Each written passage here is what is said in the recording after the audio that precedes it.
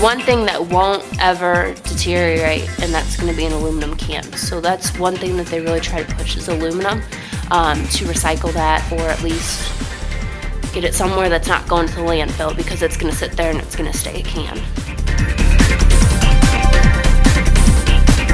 As far as plastic, I don't know how long it sits there, but it's a long time and enough to where landfills are closing because we're running out of enough. You know, a lot of people don't want to live next to a landfill or don't want to smell a landfill.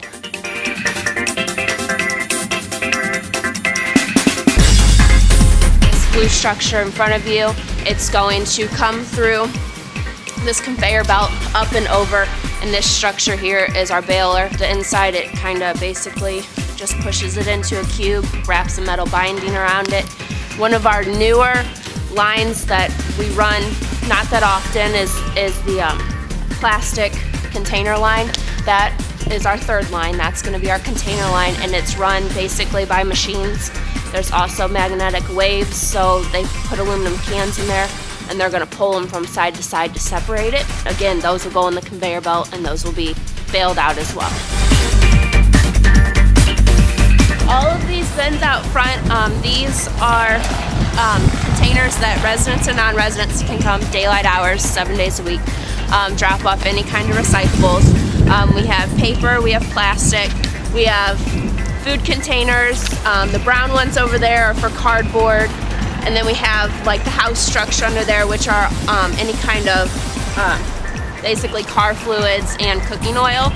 We don't take styrofoam, and a lot of styrofoam is mixed in a lot, so we run into that problem. Cardboard's pretty good. We have a good fair share of it. We usually use furniture companies and all different kinds of companies who pretty much fill up those dumpsters daily. There's 10 of them, so we have to have that many to be able to hold all the cardboard. Paper, it's being sorted between office paper, household paper, and newspapers and stuff like that they sort through. One of our biggest problems is going to be the container bin. We don't take 4 and 6, so basically styrofoam's in there, and any kind of black plastic we're not going to take. People kind of just toss in there, oh, it's plastic, it must go in there. We like to encourage that if it doesn't have a number on it, we don't want it in there, it's going in the trash. So they do run into that.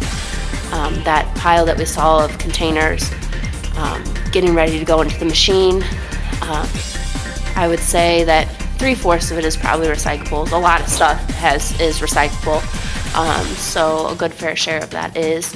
The rest of it we just have to turn around and throw back in trash.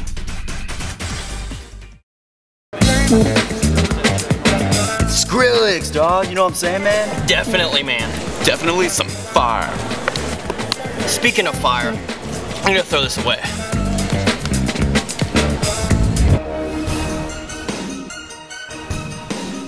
Did you know? It takes 700 years for plastic water bottles to break down.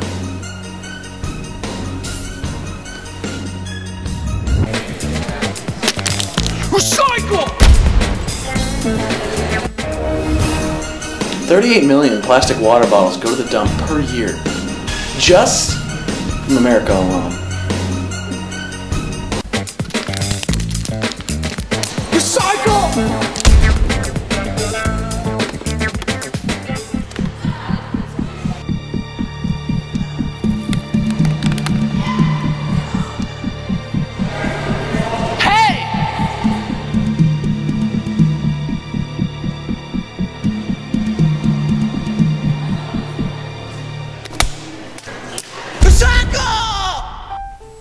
So don't settle for less, kids. The fate of the world is in your hands. So take this responsibility by the horns and place your plastic bottles in the red and white containers in your lunchroom.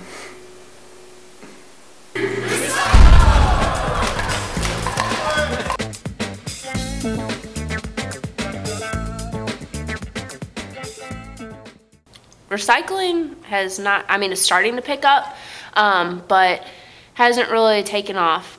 There needs to be more promotion, and that's what St. Peter's is working on, is promoting the recycling. different like programs. We have Recycle Day, we have Clean Stream where we go out and we clean streams, and we have a blue bag program that we encourage residents to put recyclables in. St. Peter's, we found that we have about 85% that is actually recyclables in the blue bags. The rest is either yard waste or normal trash. So we're trying to get that higher. We've talked about in the future to make the bags kind of translucent so we can see through them. So we kind of can monitor it even more. And we have found that basically, like we like to promote that one of the big things is cutting down, of course, saving energy, clean water, stuff like that. Packaging is a big thing. A lot of people don't realize that the packaging, if you just purchase the item itself instead of an item with packaging, that's going to cut down on a lot. $1 out of every $11 for that the American spends for food is used for packaging. So a lot of that's plastic.